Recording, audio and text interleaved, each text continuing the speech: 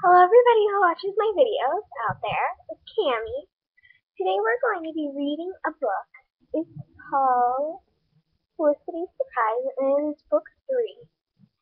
So I just figured we could read it. I could read it for you a little bit. So yeah. Felicity ran along the frozen path as if she were running towards Christmas.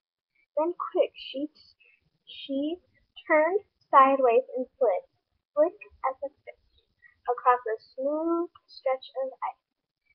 Try sliding, she called back to her sister Nan. It's fast. I'm going to do it again. Nan grinned but shook her head.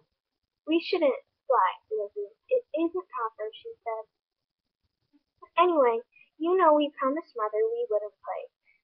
We said we'd come straight home after we cut enough holly to fill our basket. Very well, said Felicity cheerfully. She knew Nan was right as usual. Besides, she had already spotted more clear patches of ice ahead. So she ran and slid, while Nan trotted along behind, carefully picking up holly sprigs that fell out of Felicity's basket. Here's what the holly basket looks like.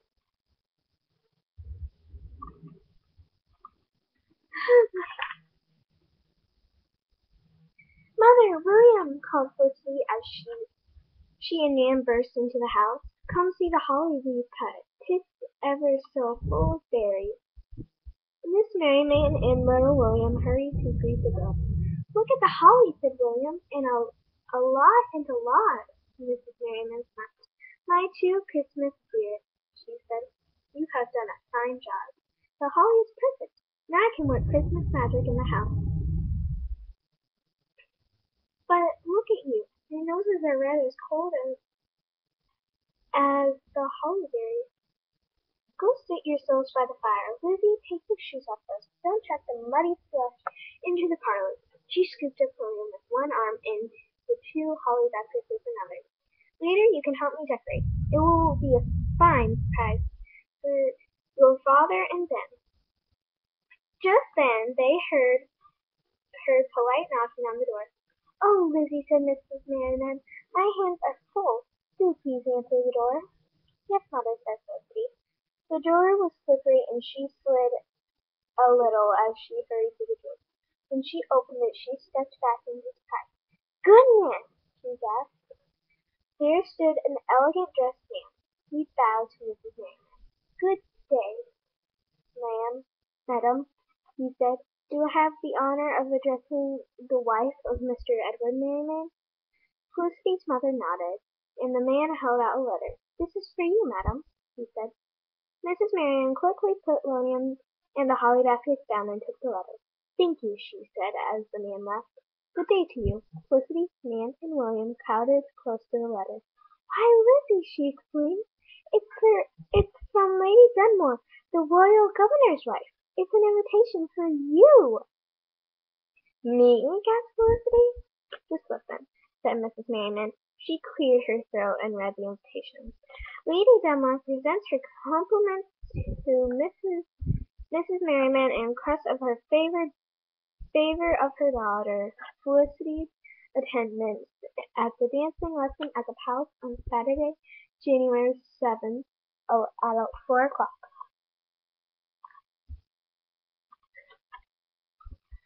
Oh, Lizzie, sighed Nan, you are so lucky. Mother handed the invitation to Felicity. She read it, but she could hardly believe the message written in cursive or whatever, in fancy script. She was invited to the royal governor's palace. The palace is the fanciest, most elegant place in Williamsburg. Many times she'd peeked the iron gates and the high brick walls around it, and now she was invited to come inside as a guest. Felicity was speechless. The room was so quiet. They all jumped when they heard more knocking at the door. Whatever now, said Miss Merriman. I shouldn't be surprised if it's King George himself. Oh, you got yours too, she exclaimed. Her brown eyes were bright with excitement. Isn't it wonderful? Both But it's Felicity's friend, Elizabeth, waving an invitation just like Felicity's. Oh, you got there's two, exclaimed her brown eyes were bright with excitement. Isn't this wonderful? Both of us invited to the palace? Won't it be grand? A dance lesson isn't like a school lesson.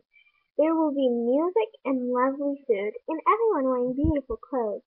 This dance lesson will be almost like a ball. A ball? Said Nan, wide-eyed. Elizabeth rattled on. My mother says our teacher, Miss Manderly, arranged for us to be invited. Miss Manderly knows a dancing master who teaches the governor's children. She asked him to invite you and me and my sister Annabel. Aren't you excited? Yes, laughed Felicity. I think I must be in a dream. The cold will wake you up from your dream, smiled Mrs. Merriman. Put your shoes back on, Lizzie. Go to the store and show the invitation to your father. You must ask his permission to go to the dance lesson. Hurry now. Felicity pulled her shoes back on. Can you come to the store with me, Elizabeth? She asked. No, I'd best not, Elizabeth answered. My mother does not like me to be out in the cold. She's certain I'll catch a fever. The two girls shared a look that said, Aren't mothers silly? Always worried about fevers and such. Then Elizabeth left for home. Felicity gave no thought to the cold as she stepped out into the twilight. There was a happy feeling in the city of Williamsburg that evening.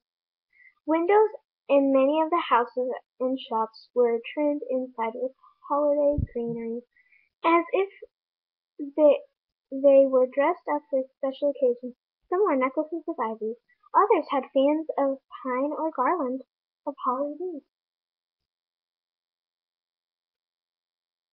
Okay, that is going to be part one for now. I'll do the next part later. So, bye guys.